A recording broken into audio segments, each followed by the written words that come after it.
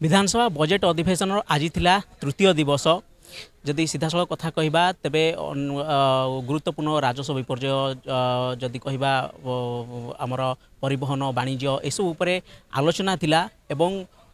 द्वितीय प्रहर को मध्य राज्यपाल अभिभाषण उपरे धन्यवाद प्रस्ताव उपरे आलोचना थिला। आम सहित अच्छी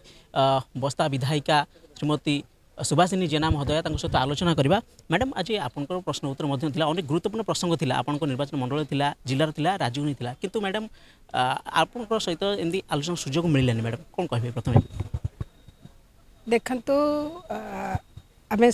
विरोधी दलर भूमिका ग्रहण करछु आम नेतांकर निर्देश क्रमे आमे विधानसभा रे काम करूछु। सबुठ बड़ कथा है आप पचारि आज प्रश्न उत्तर कार्यक्रम रे मोर मध्य प्रश्न थिला जेहेतु प्रश्न उत्तर कार्यक्रम हो पारा ना एठी मु कहबाकू उचित मने करी जे मु जो अंचल रु आसी मु जो निर्वाचन मंडली रु आसी सर्वोपरि ओडिशार समस्या वर्तमान चाषींकर समस्या आम छोट बेले पढ़ी चाष अच्छी जार कि आनंद ताहार से स्थिति रे चाषीटे जदि चाष कर सीना आम अन्य संस्थान आम समस्त हो पार आ चाषी जेहेतु हताश होची चाषी जेहेतु कांदुची आ से समस्या आगे आ कौन प्रश्न उत्तर कार्यक्रम कथा से चिंता करा न जाई पारे। आम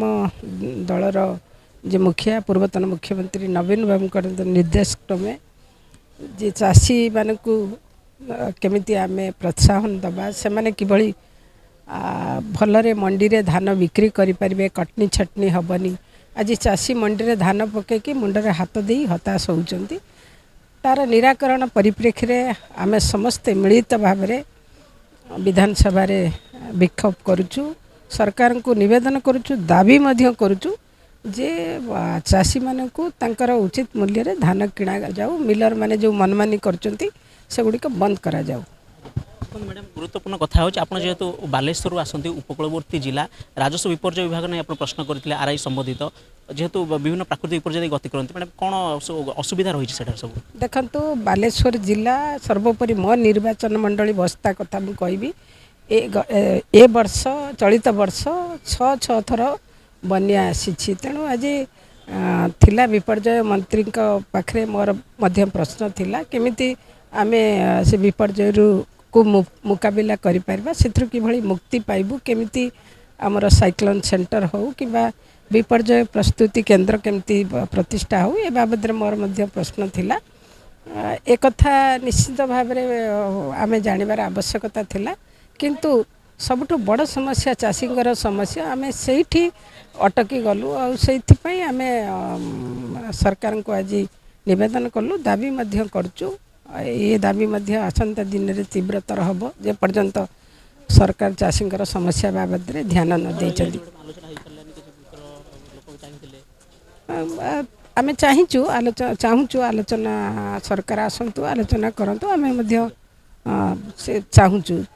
मैडम जेहेतु आगु पंचायत निर्वाचन अच्छी 2027 आरंभ हो प्रस्तुति मैडम आपण निर्वाचन मंडल केमिति निर्वाचन मंडल रे आमे प्रस्तुत अच्छी जेते बेले जो समय निर्वाचन हम आमे संपूर्ण रूपे प्रस्तुत अच्छु एवं आमे खाली आशावादी नुहे आमे निश्चिंत अच्छु आमे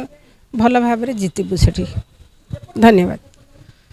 देखुले आपण माने आम सहित थिले बस्तारा विधायिका श्रीमती सुभाषिनी जेना कहते जमीती जे राजस्व और विपर्यय विभाग तरफ जो प्रश्न थिला निश्चित भाव